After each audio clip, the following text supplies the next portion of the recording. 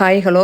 இன்றைக்கி சிக்கன் ஒரு 1/2 kg எடுத்துகிட்டு வந்தாங்க. அப்படியே கெட்டி குழம்பா வச்சிடலாம் அப்படின்னு சொல்லிட்டு நல்லா சிக்கன் நல்லா அலாசிட்டு 2-3 டைம் க்ளீன் பண்ணியாச்சு. க்ளீன் பண்ணதுக்கப்புறம் உப்பு மஞ்சத்தூளும் போட்டு ஒரு 3 விசில் விட்டு எடுத்தாச்சுங்க. அப்படியே சைடில் பார்த்திங்கன்னா வெங்காயம், பூண்டு ப்ளஸ் இஞ்சி இதெல்லாம் நல்லா வதக்கிட்டு அதுவே கருவேப்பிலையும் 2 மிளகாய்ங்க. ஆல்ரெடி கறிமிளகாத்தூளில் காரமாக தான் இருக்கும். ஸோ 2 மிளகாய் போட்டுக்கலாம். தேங்காய் கடலை போட்டு அரைச்சிட்டு வந்துடலாங்க. ஸோ மிளகு ரெடி பண்ணியாச்சு. நெக்ஸ்ட்டு கறியை தாளித்து விட்டு இந்த மிளகு எடுத்து ஊற்றிடலாங்க. அப்படியே சிக்கன் மசாலாவும் போட்டு அரைச்சிட்டு வந்துடுங்க. இல்லைன்னா கொதிக்கையில் போட்டிங்கனாலும் சரி, அப்படியே அரைச்சிட்டிங்கன்னா எனக்கு கொஞ்சம் நல்லாயிருக்கும்.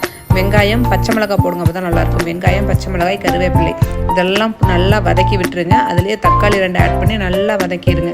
நல்லா வணங்கினதுக்கப்புறம் இந்த வேக வச்சுருக்கிறோம்ல, இந்த சிக்கனாக இருந்தாலும் மட்டனாக இருந்தாலும் இதே மாடல் தானுங்க. சிக்கன் எடுத்து ஊற்றி நல்லா ஒரு கொதி வந்ததுக்கப்புறம் இந்த மிளகு பார்த்திங்கன்னா அரைச்சி வச்சுருக்கோமா, அந்த மிளகு எடுத்து ஊற்றிக்கிங்க. மிளகு மட்டும் பச்சை வாசனை போனால் போதும். ஏன்னா ஆல்ரெடி சிக்கன் வேக வச்சாச்சு, அது பாதி வெந்துருச்சு. ஸோ அதனால் 2 நல்லா கொதிச்சு வரட்டுன்னு சொல்லிவிட்டு இன்னும் கொஞ்சம் ட்ரை பண்ணோன்னா இன்னும் கொஞ்சம் நேரம் வைங்க.